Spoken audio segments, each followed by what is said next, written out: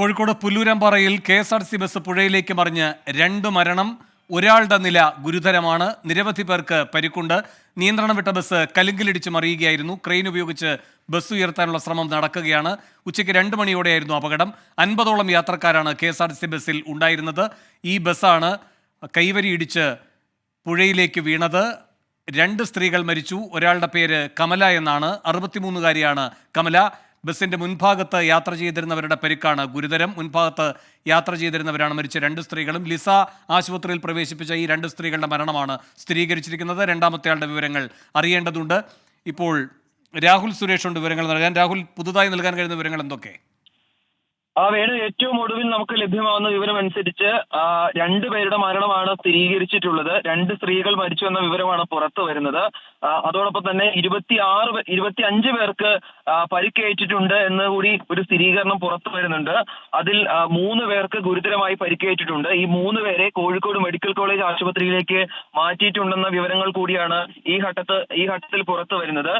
ബാക്കി 22 പേർ മുക്കത്തെ 3 സ്വകാര്യ ആശുപത്രികളിലായി ചികിത്സയിൽ തുടരുകയാണ്. ആ പ്രദേശത്ത്, ഈ അപകടം നടന്ന പ്രദേശത്ത് ഇപ്പോഴും രക്ഷാപ്രവർത്തനം തുടരുന്നുണ്ട്. അതായത് ഈ ബസ് ഉയർത്താനുള്ള പ്രവർത്തനങ്ങളാണ് ഇപ്പോൾ പുരോഗമിച്ചുകൊണ്ടിരിക്കുന്നത്. ബസ് ഉയർത്തിയാൽ മാത്രമാണ് ബസ്സിനടിയിൽ ആരെങ്കിലും കുടുങ്ങിക്കിടപ്പുണ്ടോ എന്ന കാര്യത്തിൽ ഒരു വ്യക്തത വരികയുള്ളൂ. നിലവിലെ നിഗമനം അനുസരിച്ച് ബസ്സിനടിയിൽ ആരും കുടുങ്ങിക്കിടപ്പില്ല എന്നാണ് മനസ്സിലാക്കുന്നത്.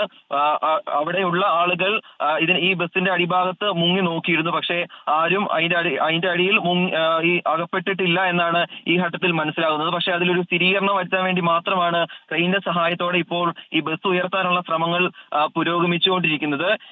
ഇപ്പോൾ ഈ പരിക്കേറ്റ ആളുകളുടെ വിവരങ്ങൾ കൂടി പുറത്തു വരുന്നുണ്ട്. അതിൽ 10 പേരാണ് ലിസ ആശുപത്രിയിൽ ചികിത്സയിൽ തുടരുന്നത്. ബാക്കിയുള്ള ആളുകൾ ഇവിടുത്തെ മറ്റ് 2 ആശുപത്രികളിലായി ചികിത്സയിൽ തുടരുന്നു. ഏറ്റവും ഒടുവിൽ ലഭ്യമാവുന്ന വിവരം അനുസരിച്ച് 25 പേർക്ക് പരിക്കേറ്റിട്ടുണ്ട്. അതുകൂടാതെ 2 പേർ മരണപ്പെട്ടു എന്ന വിവരങ്ങൾ കൂടിയാണ് ഇപ്പോൾ പുറത്തു വരുന്നത്. വേണു,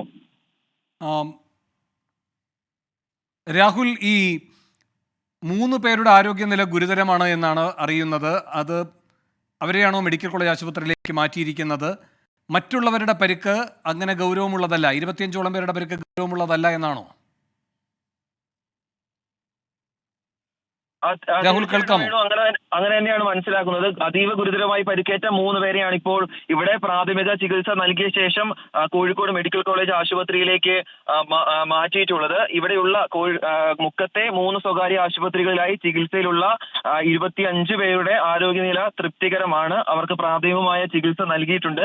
അവരുടെ ആരോഗ്യനിലയിൽ നിലവിൽ മറ്റു പ്രശ്നങ്ങളില്ല എന്നാണ് ആശുപത്രി അധികൃതർ വ്യക്തമാക്കുന്നത്. നമ്മൾ ലിസ ആശുപത്രിയിൽ ഇപ്പോൾ പോയിരുന്നു. പക്ഷേ അവിടെയുള്ള ആളുകൾക്ക് കാര്യമായി തന്നെ പരിക്കേറ്റിട്ടില്ല. നിസ്സാര പരിക്കുകൾ മാത്രമാണ് ഉള്ളത്. അവർക്ക് പ്രാഥമികമായി ചികിത്സ നൽകിയിട്ടുണ്ട്.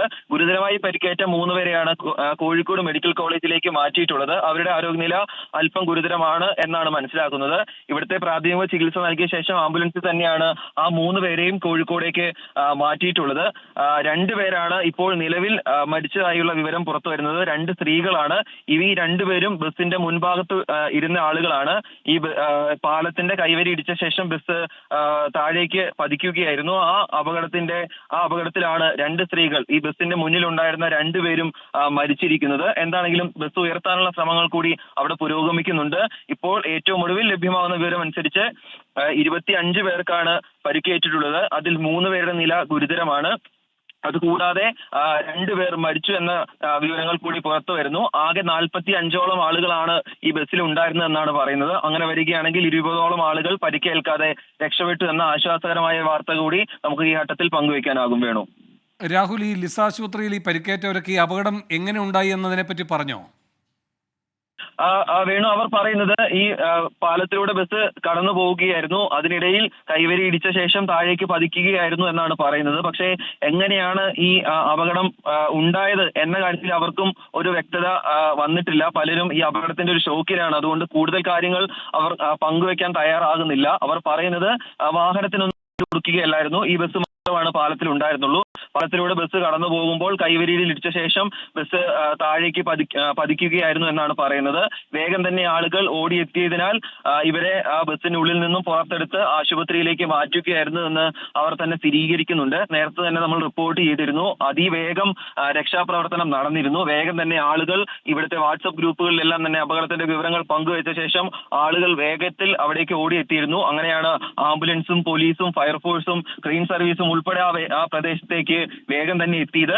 2 മണിക്കാണ് അപകടം നടന്നത്. ഏതാണ്ട് 2:15-2:30 തന്നെ രക്ഷാപ്രവർത്തനങ്ങൾ ആരംഭിച്ചിരുന്നു. 2:45 ആളുകളെ ആശുപത്രിയിലേക്ക് എത്തിച്ചു തുടങ്ങിയിരുന്നു. ഇവിടെ പ്രാഥമിക ചികിത്സ നൽകിയ ശേഷമാണ് ഗുരുതരമായി പരിക്കേറ്റ 3 പേരെയും കോഴിക്കോടേക്ക് മാറ്റിയത്. ആ 3 പേര് ഇപ്പോൾ കോഴിക്കോട് മെഡിക്കൽ കോളേജിൽ എത്തിച്ചിട്ടുണ്ട് എന്നാണ് നമ്മൾ ആംബുലൻസുമായി ബന്ധപ്പെടുമ്പോൾ നമുക്ക് ലഭ്യമാവുന്ന വിവരം.